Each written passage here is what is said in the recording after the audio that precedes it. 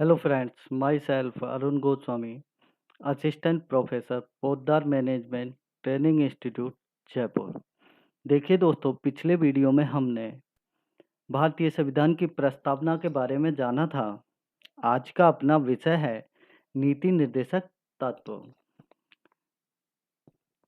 दोस्तों, नीति निर्देशक तत्वों का वर्णन भारतीय संविधान में कौन से भाग में किया गया है, कितने से कितने अनुच्छेद तक किया गया है, नीति निर्देशक तत्व क्या होते हैं, आज उनके बारे में जानेंगे। राज्य के लिए नीति निर्देशक तत्व संविधान के भाग 4 में अनुच्छेद 36 से 51 तक राज्य के नीति निर्देशक तत्व उल्लेखित हैं। नीति निर्देशक तत्व भारत को एक कल्याणकारी राज्य बनाने के उद्देश्य से प्रेरित हैं। राज्य के नीति निर्देशक तत्व न्यायालय के द्वारा परिवर्तनीय नहीं है। यह कपितः लोक कल्याणकारी कार्यों को करने के लिए राज्य का मार्गदर्शन करते हैं। राज्य के नीति निर्देशक सिद्धांतों से संबंधित कुछ प्रमुख अनुच्छेद निम्नलिखित हैं। देखिए दोस्तों, भारतीय संविधान में नीति निर्देशक तत्वों का प्रावधान भाग 4 में 36 से 51 तक किया गया है। नीति निर्देशक तत्व राज्य को कल्याणकारी राज्य बनाने के उद्देश्य से प्रेरित है। इनका प्रमुख उद्देश्य भारतीय संविधान में प्रावधान का यही है कि राज्य को कल्याणकारी बनाया जाए और राज्य को अपना कार्य करने के लिए मार्गदर्शित कर सके। नीति निर्देशक तत्वों से संबंधित अनुच्छेद निम्न हैं। अनुच्छेद 37 यानी अनुच्छेद 37 के द्वारा यह स्पष्ट किया गया है कि नीति निर्देशक तत्व न्यायालय द्वारा परिवर्तनीय नहीं है, लेकिन देश के शासन के संचालन एवं नियमन के लिए इन्हें लागू करना राज्य सरकार का कर्तव्य होगा। देखिए दोस्तों, जिस प्रकार मूल अधिकार बाध्य योग होते हैं जिन्हें न्यायालय में चुनौती दी जा सकती है, वैसे ही नीति निर्देशक तत्व बाध्य योग नहीं होते हैं। इन्हें न्यायालय द्वारा परिवर्तित नहीं किया जा सकता है। ये देश के संचालन एवं नियमन के लिए इन्हें लागू करना जरूरी होता है।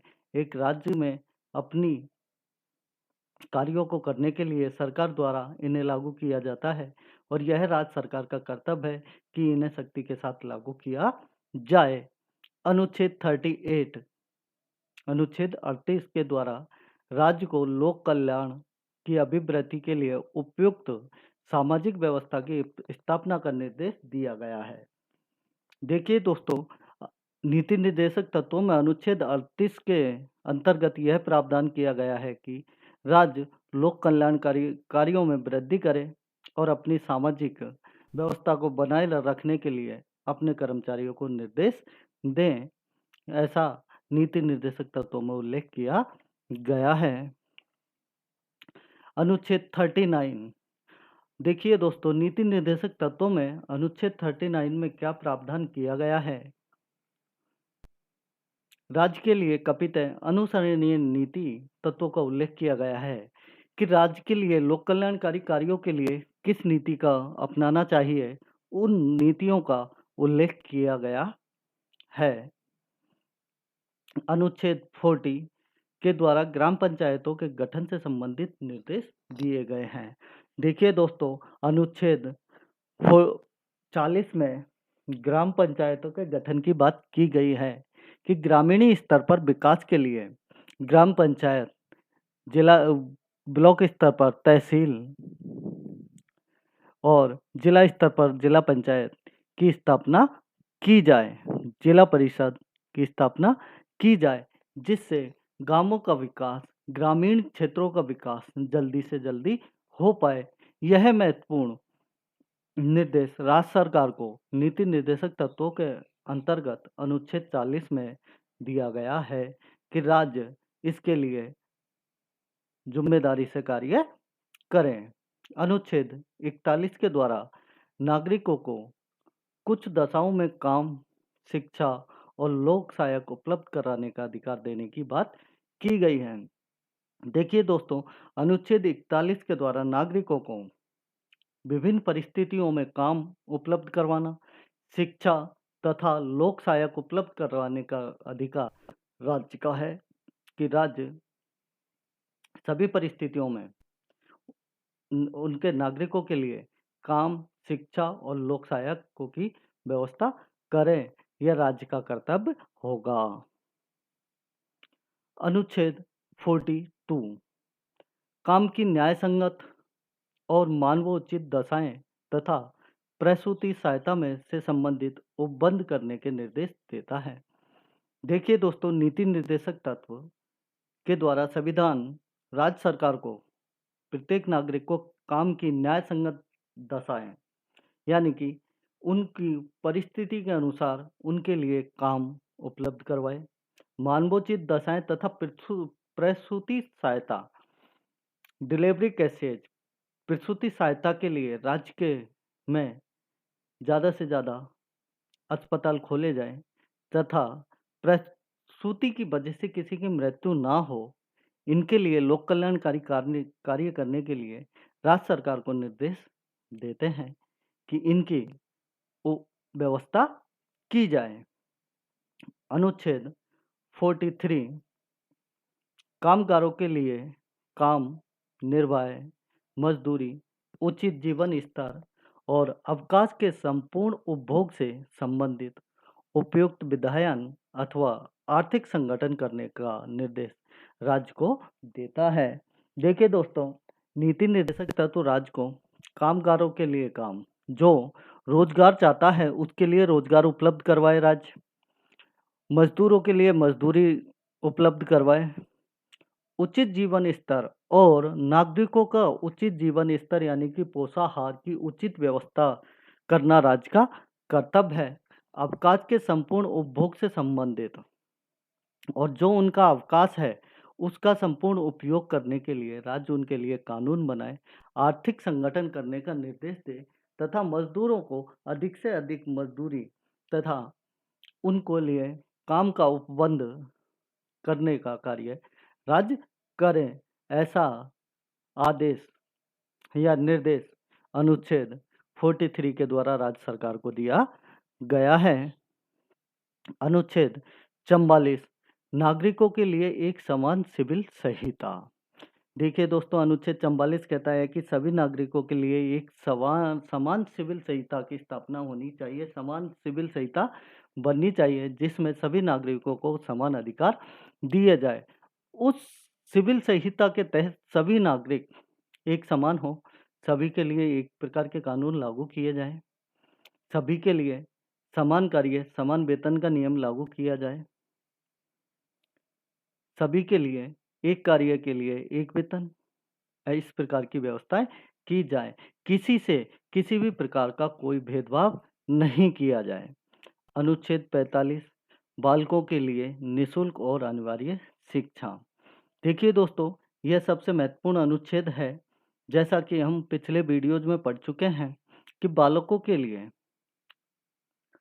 निःशुल्क और अनिवार्य शिक्षा का अधिकार लागू किया गया था कि हमारा देश का यह कर्तव्य है कि वो सभी बालकों को निःशुल्क एवं अनिवार्य शिक्षा उपलब्ध करवाए। यह राज्य का कर्तव्य है। इसे अनुच्छेद 21 ए में जोड़कर मूल अधिकार भी बनाया गया है कि 6 से 14 वर्ष तक के बालकों को निःशुल्क तथा अनिवार्य शिक्षा उपलब्ध करवाना राज्य सरकार का कर्तव्य है। इसको लेकर हमारे भारत देश में 2010 में इसे लागू किया गया।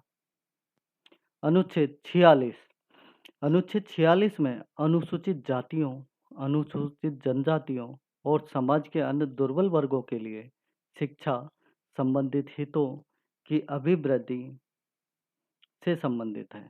देखिए दोस्तों, अनुच्छेद 46 में अनुसूचित जातियों, अनुसूचित जनजातियों, अन्य दुर्बल वर्गों के लिए शिक्षा और संबंधित हितों की अभिवृद्धि से संबंधित किया गया है कि अनुसूचित जातियों, अनुसूचित जनजाति और समाज के अन्य दुर्बल वर्गों के लिए शिक्षा उपलब्ध करवाएं, उनके हितों का संरक्षण करें, यह राज्य का कर्तव्य होगा, ऐसा अनुच्छेद 46 में बताया गया है। अनुच्छेद 47, देखिए दोस्तों अनुच्छेद 47 में क्या निर्देश दिया गया है राज्य सरकार के लिए। पोषाहार स्तर और जीवन स्तर के उन्नयन तथा स्वास्थ्य का सुधार करने से संबंधित राज्य के कर्तव्य को निर्धारित करता है।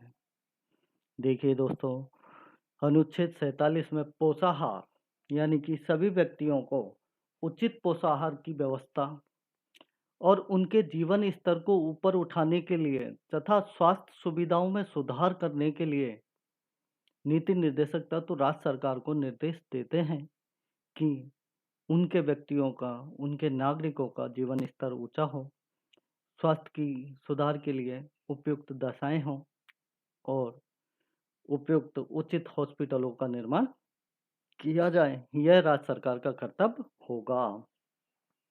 अनुच्छेद 48 में कृषि और पशुपालन के संगठन से संबंधित राज्य के कर्तव्य को निरूपित करता है।